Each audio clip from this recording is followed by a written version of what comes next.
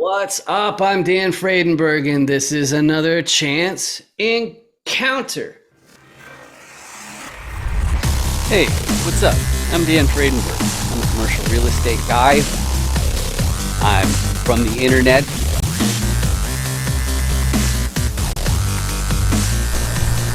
We're seeing more properties like this being built in front of a house that's going to be torn down soon. I understand that there are power lines that are getting kind of close. What's up again? This is Dan Fredenberg, and that there is a commercial real estate building.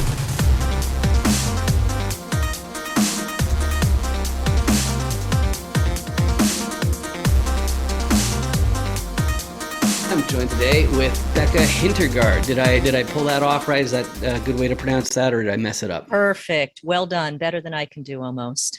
Awesome. And how you doing today, Becca? I'm doing great. Thanks, Dan. How are you today? I'm fantastic. After all, my favorite audience member is here. And why is my favorite audience member here? It's because this is a chance encounter where I interview commercial real estate investors. And why do I do that? Well, part of it is because we have to, but the bigger reason is because I want to know what their motivation is. I have the 5 different motivations I found that are distinct for commercial investors, and I want to know which one of those are you. I also want to know what their core competency is, and that's why I use the dandoesdeals.com commercial roll die. You can get your own one for free. I don't even ask for your email address, which from a marketing perspective, that's the height of stupidity. You should always ask for the email address, but I don't. Why? Because I want you to print it out, and in that way you can learn how to effectively communicate on the subject of commercial real estate. You can show it to your friends and family and all that kind of stuff. But before we get too far ahead of ourselves, Becca, could you please introduce yourself to the audience? You bet. My name's Becca Hintergardt. I'm from the San Francisco Bay Area, and I currently live in Costa Rica. And I'm a multifamily investor and syndicator. Awesome. So let's get to the motivation piece. So I hit that, and I hit this, then I hit this, and then of course it malfunctions. So I need to bring this over. Oh, it showed up. There it goes. It showed up. Looks good. All right, sweet. So I go through the motivation first because sometimes we have newbies on here who they know why they're doing it, but they don't know what they're going to be doing. So we'll go through these first. The first motivation I found, some people, especially family offices and whatnot, they're looking to preserve their purchasing power. And the issue is, if you rely on the cash flow from your assets to make ends meet and inflation gets really, really big, well, you have to make more acquisitions just to make inflation stay keep inflation from ruining the party, we'll say. But that's not my main motivation. My main motivation is trading time directly for wealth. My background is in tech, specifically it's CRM tech, so that's list segmentation, marketing to your list, and then all the online funnels and whatnot. But the problem with getting a wage or salary is you're paying income tax on it, which is the biggest form of tax. So it hit me, why don't I pivot into something where I'm getting equity in return for my time, i.e. wealth, instead of paying all that income tax? So that's my motivation. But most people say that they want to take more control over their time. They want to fast track their retirement or something along those lines. They want to work fewer weeks per month, fewer months per year, fewer hours per week, whatever it is. That's what they're up to. And that's in contrast to the next two. The next type, they are so ambitious, they want to buy their entire hometown. They're never going to quit hustling. And they're looking for that generational wealth, perhaps, where their great grandchildren never have to hold a day job. That's the next motivation. And the last one, they also are equally motivated, but usually they've found some sector of society, or maybe it's the environment, or maybe it's animals, or who knows, but they've decided that they want to make a really big impact. And the best vehicle out there is to have the finances to make those differences. So of those 5 motivations, Becca, what resonates with you? What describes you best? What combination of those really sounds most like you? My motivation for passive income is location independence and time freedom. Beautiful. So that's easy peasy. Let's go on to the role then. I'm going to start right from the beginning because, again, I want you to be able to effectively communicate on the subject of commercial real estate. So let's start with what a repositioner is. A repositioner is an acquisitions person. They look at a bunch of different properties. They go through all the paperwork. First thing they're doing, because they're in acquisitions, that means they're talking to the sellers. And what are they doing once they talk to the sellers? Well, first they need to, there's a fancy word for this. It's called underwriting. They do the math to make sure that the business is already making what the seller says it is. But they're also thinking, how can I get more upside? How can I make some changes so we're making more money? The first tool in the repositioner's tool belt to find that upside is more efficient operations. You cut those costs, you stop those Benjamins from going down the toilet. But of course, there's more to operations than just unclogging toilets and collecting rents and whatnot. There's also marketing, which is one of my fortes that I contribute. And the nice thing about marketing is that it keeps the vacancy rate low.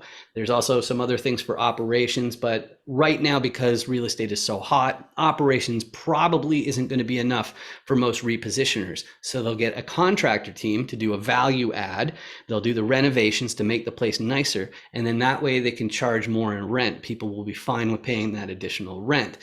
But repositioners, they still have a limit. They're not necessarily going to be the most hands-on people. And if the repositioner is from the internet like me, then they definitely need a local. They need boots on the ground. They need somebody who can be there in an hour or two, because that's not going to be me.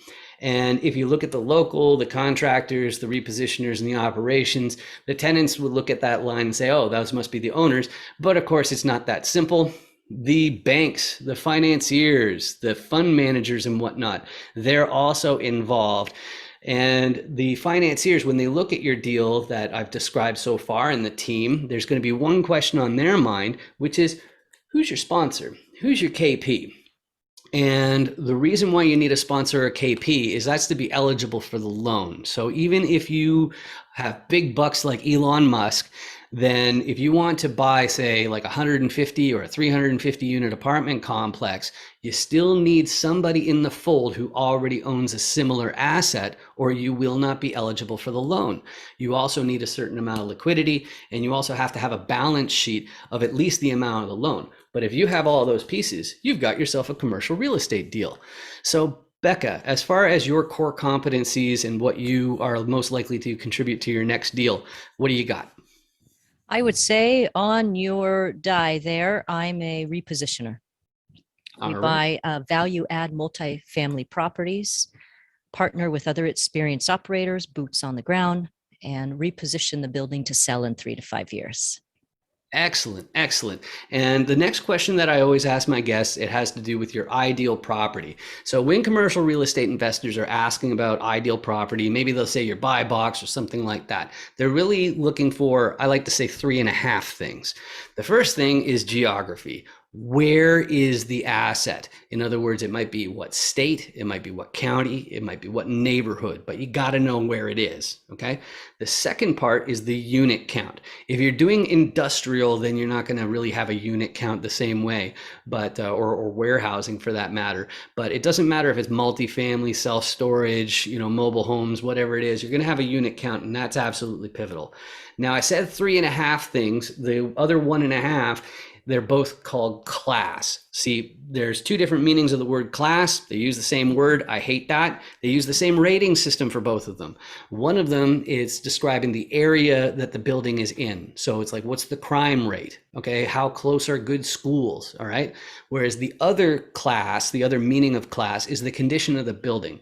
Is it beat up? Or is it immaculate? And just like grade school, it goes off of, B, B minus, A minus, A plus, D, C, all that sort of stuff. That's how you end up figuring out those. So Becca, what deals are easier for you to say yes to and more difficult to say no to?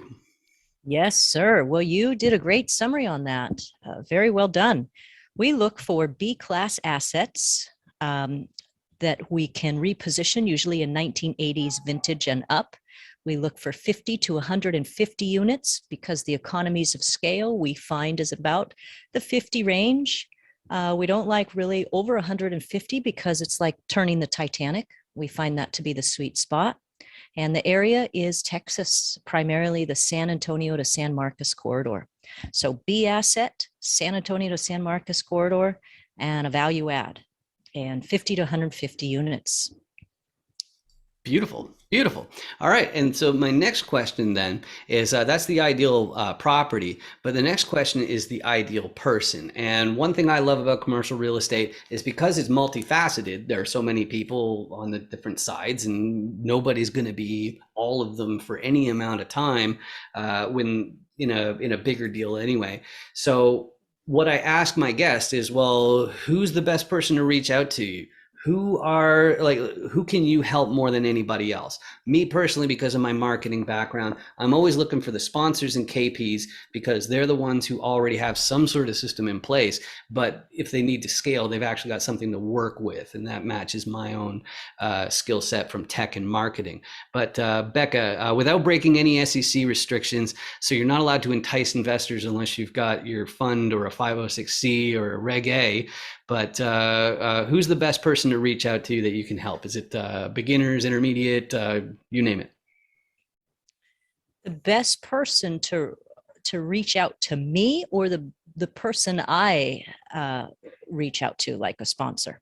That's a good point. So really what I'm asking is like who is in the camera right there, where like if they call you, you're like, oh my goodness, you're the perfect person for me to work with, and you can get the extreme benefit and offer it to them as well. Oh, I see. I see. Passive investors would be great for me to work with. And I help them combine my money as well as their money, and we go into these deals together. For me, reaching out to people, I am a sponsor myself, and I continue to reach out to other sponsors for larger partnership deals as they are boots on the ground.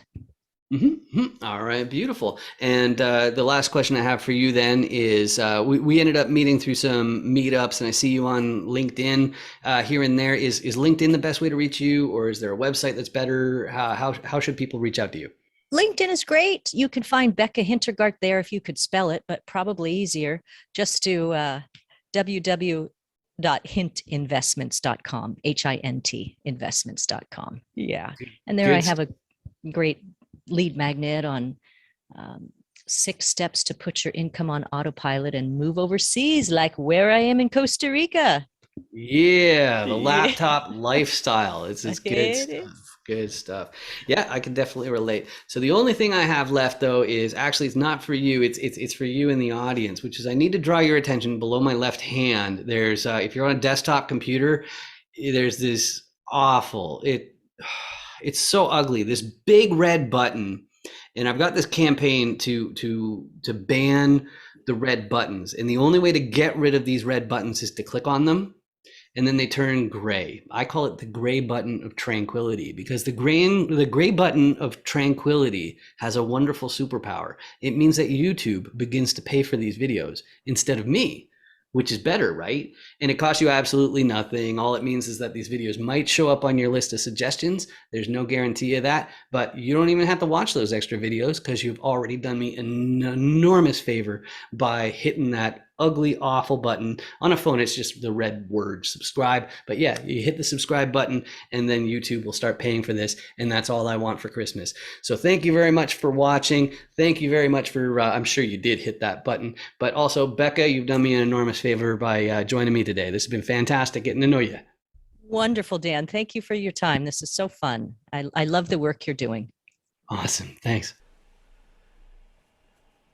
Hey, thanks for watching today. I want to say a quick word about 506B Me. You may know that these interviews are how I document my investor relationships for 506B compliance. Basically, you need to know the person that you're working with enough that you know their level of sophistication at the very, very minimum. And that's exactly what we're doing. If you're a commercial investor and if you've ever put any thought into what would happen if somebody says they were publicly solicited and you don't have the proper documentation, maybe it's something you didn't think of. I'm the kind of person who does think of that because I used to work for a CRM company. So I was sitting there saying, okay, well, how do you tag people? What kind of forms do you write? What kind of things do you make them accept? And then what do you end up showing people? Sure, it's in the old noodle, but really what you need is a third-party verification service. But the problem is, who can you trust with your list? That's something that I know from working for web.com back in the day. But anyway, I set up 506 Me so that if you're at a live event, you just pull out your phone. It's got the QR code. They pull out their phone, they scan it, boom, and you're added to their watch list. So that when they get back to the hotel room or they get back home, they know everybody who they have to check out in these little punchy 15-minute interviews. Anyway, if you are a commercial investor or even if you're thinking about it, do 506 Me after this. Thanks. Enjoy this episode. If I find them.